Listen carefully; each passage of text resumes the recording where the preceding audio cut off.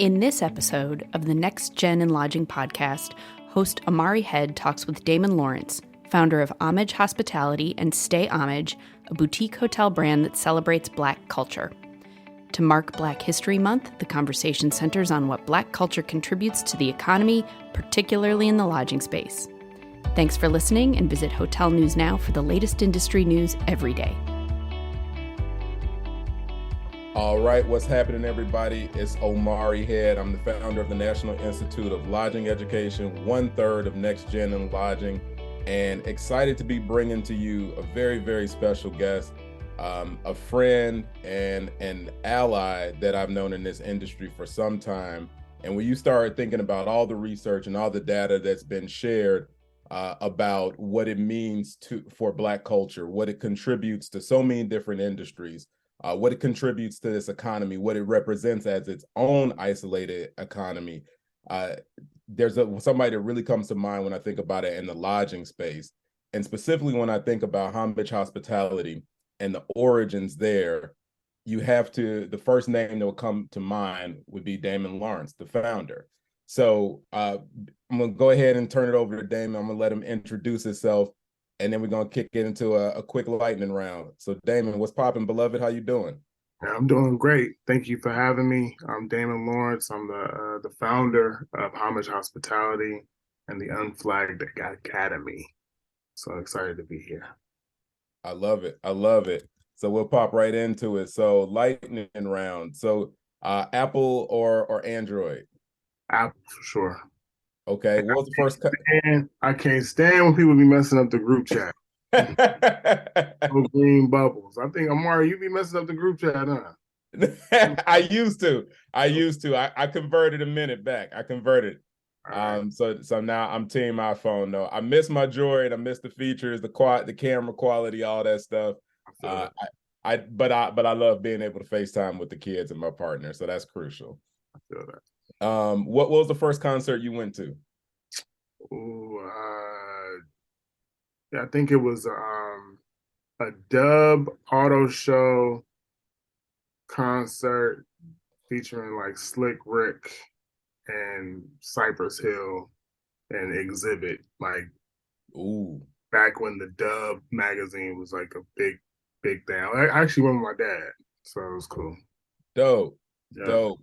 High key, I'm a big Exhibit fan. Like Pre-Pimp My Ride, like Restless is probably like in my top 20 albums. Like the production on that, his flow. He's I don't think he got the roses. I think everybody just remembers him for Pimp My Ride, but you know, I mean, his flow and just the content. I mean, Exhibit, super dope lyricist. I agree. I'm from LA, so you know, Exhibit has a special place in my heart for sure. So I get it. I love it. Of course. Yeah. No, absolutely. What artists right now are in your top 3 rotation at the moment? Top 3 rotation of artists. I'm listening to Alex Isley, something crazy. I'm listening to Jasmine Sullivan. I've been listening to her old stuff like it just came out. And what else have I been? Oh, I love Kendrick Lamar. I play him nonstop, and it never gets old. So I love it. So big on the R&B vibes. That's good to hear, man. You know what I realized too? Yeah. When I'm in a really good mood, when life is good, it's R&B. When it's chaotic, it's trap music. You know what I mean? So life must be going really good because I'm definitely been listening to more R&B recently. We love it, man. We gotta keep that playlist together. Let's do a playlist before the end of the month. Easy, let's do it. Say less. I love it. What's your favorite travel destination? Oh, home. Solid. That's solid. I love it. Who's your favorite Black history figure? Oh, Black history figure. Oh, man. Oh, was this on the questions? Oh my God. Got you.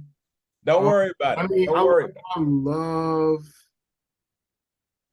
I have a vinyl. Actually a few vinyls from Malcolm X speeches that are just amazing. But that's such a cliche. I remember I did a book report on Malcolm X, and my teacher was not feeling it back in like fifth grade. Because she thought he was too militant, which actually made me want to do it even more. Then you had to at that point. Yeah, exactly. I don't know, man. Let's come back to that one because there's a few. There's some hoteliers that I want to put in that list. I don't know. There's a couple. So but that's actually the next question. It's funny you say Malcolm X because somebody asked me one time what's my favorite business book, and I said the autobiography of Malcolm X. And the reason I categorize it as a business book is because it's a story about self-discovery, and as he continued, he went from Malcolm Little to Detroit Red to Malcolm X to Alhaj Malik Shabazz.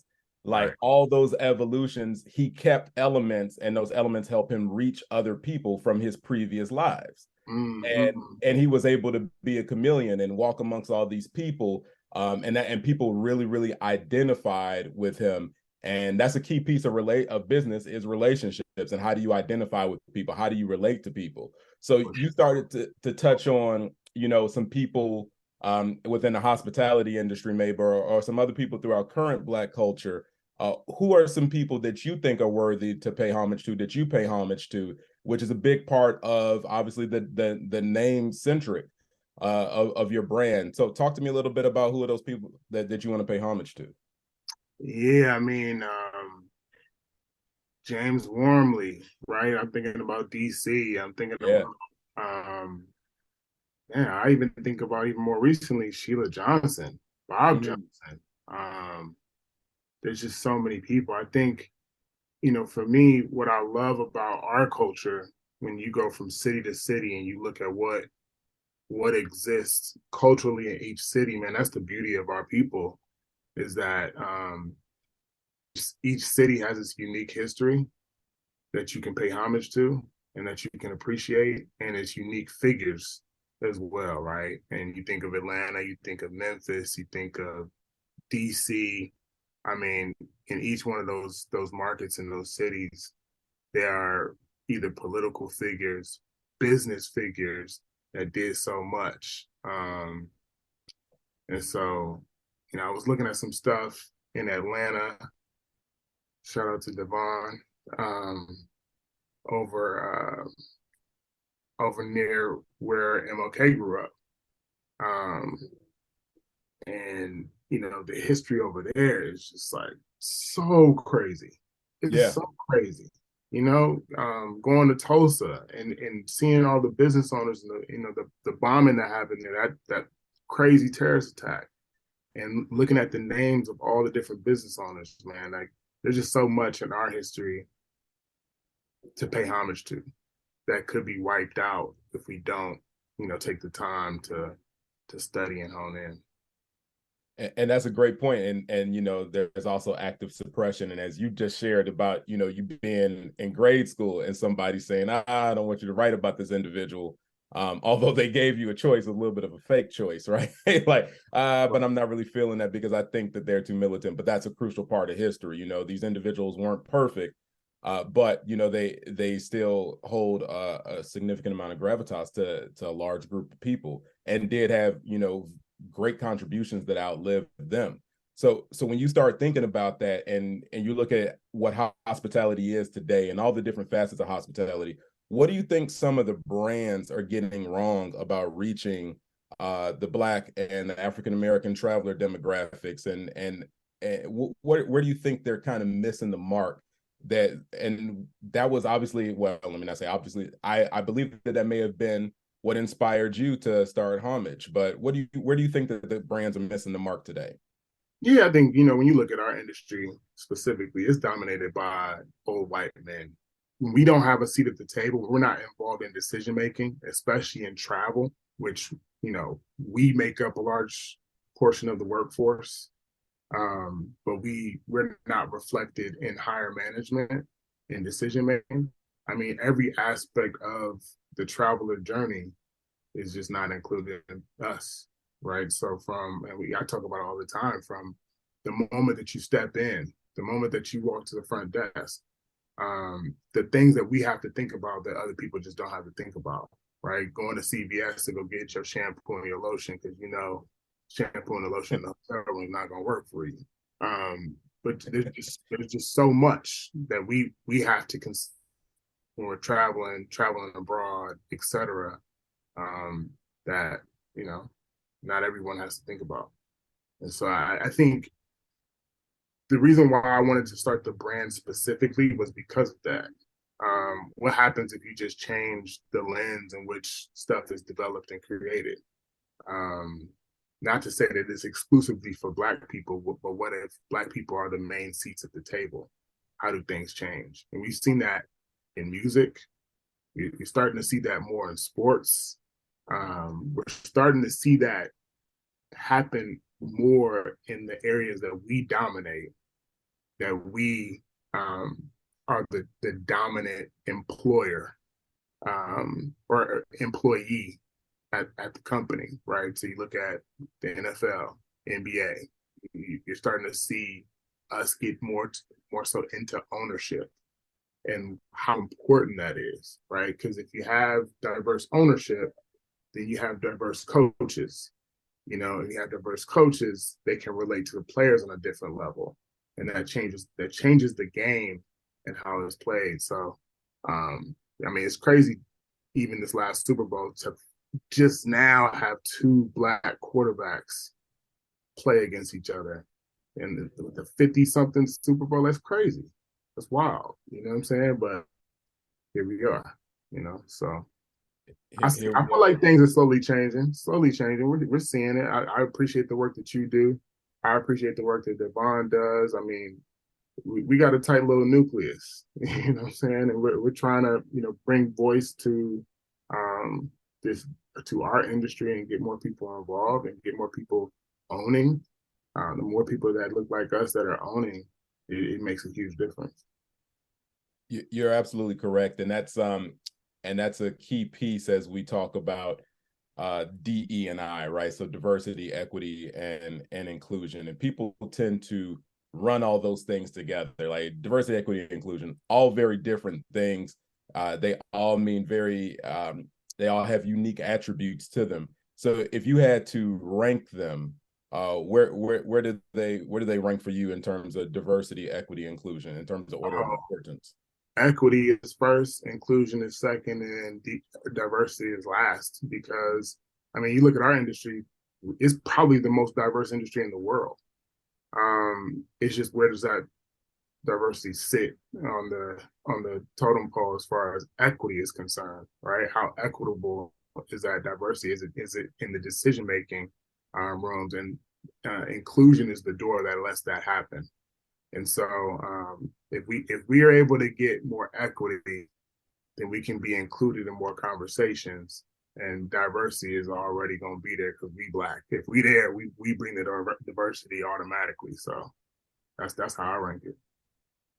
Absolutely, and it's great that you said that too, right? Because equity is where a lot of people kind of lose sight, and they don't understand that. So they get caught up in what have now a lot of people are talking about is Black exceptionalism, meaning that we've had, a Black president, or you see, one Black leader at a company, and you're like, oh, that's great, progress. So everybody can do it, right?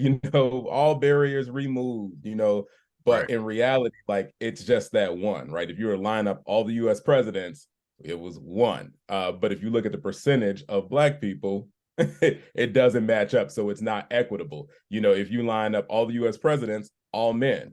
But if you look at the percentage of women, and women actually make all of the human beings for now, until technology really gets advanced, but we haven't had a woman president.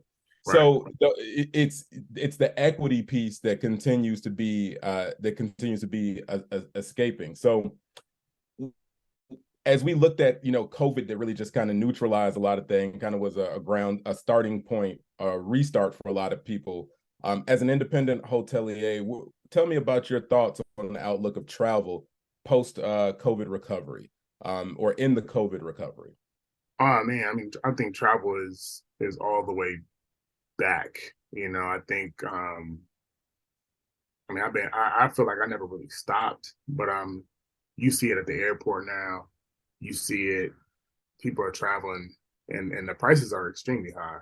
I mean, we had that little lull during the middle of COVID, but everybody's trying to get their money back, it feels like, because the airline tickets are off the chain.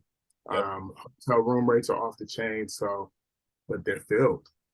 So I think it's interesting because we're always going to have, in the world that we live in today, we're always going to have something now. I think that's pretty evident. If it's not COVID-19, there's something else lurking.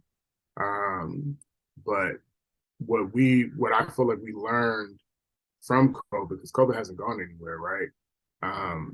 We just got fatigued and said, forget it. So, yeah, I think Americans specifically, we ain't going back. Ain't no looking back. We're traveling. We're outside. Yeah. So 100%. In your journey, like I said, I introduced you as a founder. One thing that they say, and this is more so in the tech space, but I want to know if you hear it as well. They say that Black founders are, over mentored and underfunded. Would you agree with that statement in your experience? Oh yeah, for sure. For sure. And I would say we, in our space, I'm under mentored. So, I mean, it's just not that many. It's just not that many mentors, especially in the independent space. I mean, I as I was coming up, I didn't even know who to look up to and who to reach out to. I credit people like Chip Conley. I credit people like Jason Pomerantz and Peter Cole, who's an advisor and investor. They've done a lot to help me and advise me and kind of teach me things from the independent landscape. But man, that was hard. It was hard getting in contact with those cats, and getting to know them. It took years. So I would have benefited early on by having those relationships or having, a connection there that I just didn't have. So it's an interesting space in hospitality. Now, I think that when you look at tech, I have a lot of friends that are tech founders, just way more resources, right? Yeah. Way more sources of capital. We know where they are. They're on the internet because it is tech. So the sources of capital in our space as it relates to real estate, man, I mean, it's hard to find. It's hard to find, hard to tap in, getting to know family offices. And there's a barrier of entry from a dollar amount that, I mean, going to these conferences is not cheap. And that's how you meet people. The Alice ticket is expensive. I've been to Alice about 4 times, never paid for the ticket. Still feel like I got my money's worth. But still, I mean, it would benefit. How much better would it be to be in the room, right? And I told myself, right, this much year I got to get in the room. You know what I'm saying? So, yeah, man, there's the huge barrier to entry on the mentorship and the capital front. Agreed. It's a lot to absorb as a founder, and obviously you having been a founder and also a traveler, it's something for you to think about. In 2016, and this went kind of under the radar. I don't think a lot of people reported on this, but in 2016, the Bahamas issued a travel alert for their citizens to the United States. Wow. Because of racial tension. So just sit with that. Like, our country is that problematic at points and in certain areas that other countries, predominantly Black, are saying, like, hey, if you all are traveling there, just as a heads up, this is what's going on, and this is how you may be treated because of your appearance. And that's something for you to think about. If you're coming from an all-Black nation into some place that is diverse, and it may lack significantly less safe spaces.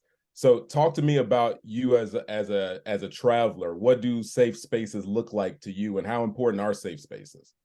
Yeah, it's funny.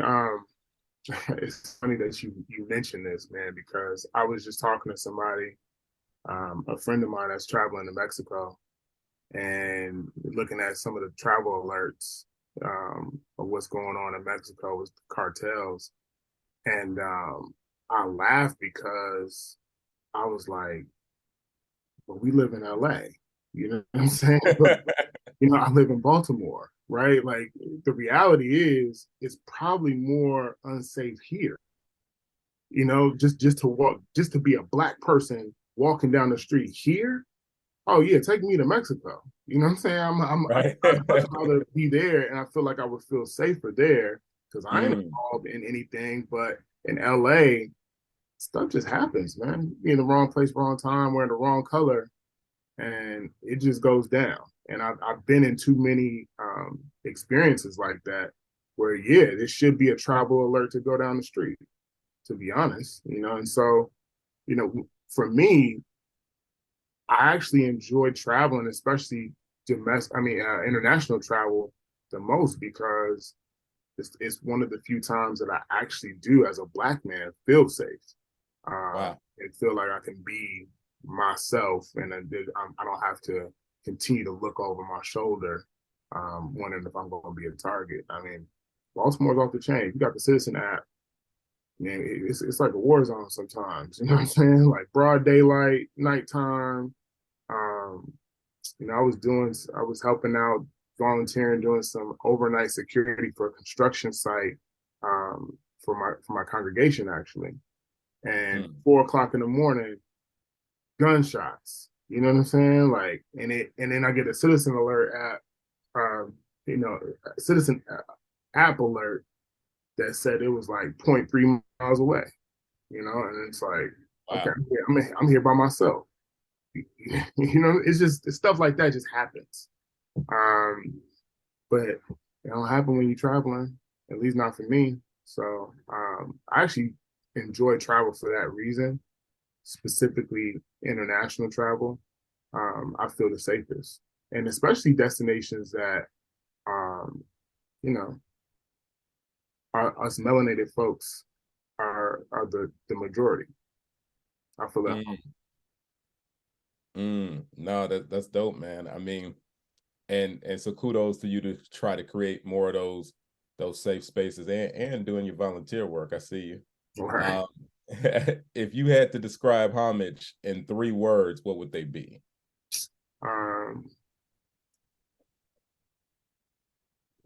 In 3 words?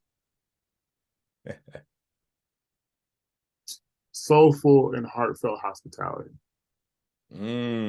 Okay. I like that. So when you think about those 3 words, how will Homage, moving forward, be creating an ecosystem of talent, vendors, strategic alliances, and like you said, not having a seat at a table, but at this point, through those strategic alliances and that ecosystem, building a table. So talk to me a little bit, what you feel comfortable sharing in terms of what that strategy looks like and vision. Yeah, I would say that it takes time. It takes time because so much of what I want the world to see is the local culture and the local flair that exists in our great cities. And in traveling, especially the Black cities, man, there's something that's very familiar, but then extremely distinctly unique, right? Yes. DC and Baltimore are 40 minutes apart, right? 35 if you drive them the right way. But they're so different.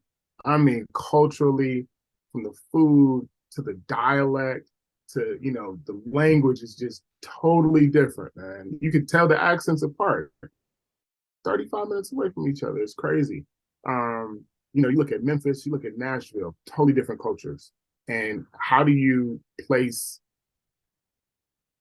give a hotel a sense of place in that specific market, right? And showcasing what that market is about. I think about the different dances. So, you go to Baltimore, you have, the Baltimore Club. New Jersey has their own version of it. You go to Chicago, and they got the footwork going crazy. Memphis has a variation of that. Then New Orleans is doing the second line, and they got a variation of it.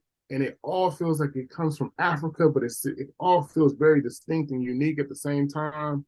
And I think that is what is so important to me and paying homage to. And when we go to these different cities, there's also these local purveyors that do what they do, right? Locally.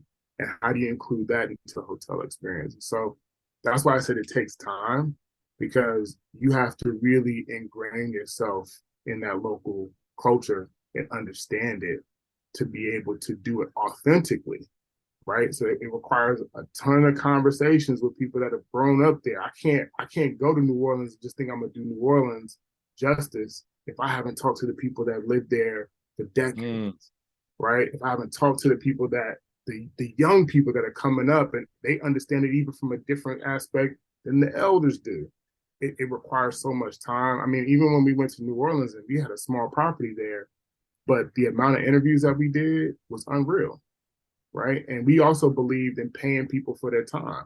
And so we made sure that people were paid and got a stipend, but we were interviewing as many people as possible so we could understand what makes New Orleans for you, right? So I love that. I love that.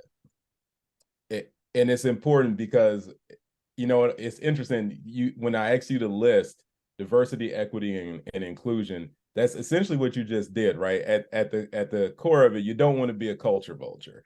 Right. Just because you may identify as Black or African American doesn't, Black people are not a monolith, which is also, what you were saying, about with something that a lot of people get wrong when they try to do stuff. So when you look at it, like in the way that you listed that out, you had equity at the forefront, right? You want to be inclusive of the local culture because you understand that there's diversity there and you're tapping into that. So it's actually what you had said earlier, you just worked it, you just reverse engineered that, man. So what is next for Homage? What does the future look like? What are we going to be talking about next year with Homage during this phenomenal February, formerly known as Negro History Week, but the history was too strong, so they gave it a month. So what are we going to be talking about? I've been working on a sub-brand connected to Homage that focuses on the great outdoors. So we've been looking at a bunch of stuff. We're in talks with a site in Yosemite. And then I've been looking, with your help, I've been looking at some stuff out here on the East Coast, with acreage. And I think it's funny because culturally speaking, we love the outdoors, right? Our skin loves the outdoors, right? You know what I'm saying? How many of us are vitamin D deficient because we ain't getting enough sun? Because we ain't outside. We're supposed to be outside. You go down the South, the old folks is outside sitting on the front porch sipping they sweet tea, And so I think that there's much value and I think COVID for this, that it helped us get more into being outside in the outdoors, getting fresh air, taking breaks away from the computer. Yeah. Get some fresh air, man. Just take a walk. And so doing something that's more outdoor focused has been a passion of mine since the pandemic. And I'm excited to finally be able to do something in that space. And you see it's gaining a lot of traction. But I think we can do it from a authentic space and not a cliche niche, trying to take advantage of the moment type of space. So that's what I'm super excited about. I want to do things that, we haven't seen before, quite frankly, I want to push the boundaries and the limits of what we're capable of and what we can do. And I think the more I can do that, even just to attempt, right? Sometimes it doesn't even have to all the way happen, but even just pushing forward in that direction, man, there's like 15 people behind me that if I can't make it all the way there, they're gonna take the ball and run with it. So I'm just looking at opportunities, trying to make some deals happen. I think over the last couple of years, the benefit has been reaching out to people that have the capital and knowing, specific capital partners, and now I can call if I need $50,000 real quick because I need to put something under contract. I got a couple people I can call real quick, and I didn't have that a couple of years ago. So I feel more confident now that I'm out looking at projects. So I also feel more confident in the risk that I'm able to take as it comes to pursuing certain deals. So now I'm looking at a lot of stuff, but more so in the outdoor space for sure. I love it. I love it. So, man, I appreciate your time. We outside for Homage 2023, 2024. All right. We outside. I'm excited for you, brother, and I appreciate your time and appreciate the energy that you give to this heavy lift and this Herculean effort that you've pursued, man, and sticking with it, and it's absolutely necessary. So, and again, Next Gen and Lodging appreciates you sharing your story with our platform and listeners, and we look forward to checking in with you soon with some more updates. I appreciate it. I really appreciate it. Thank you, man. Thank you for giving me the platform. Thank you for giving me the space to talk. Always, my brother. I appreciate you, man, and thank you so much for your time, and we'll call it a wrap. All right.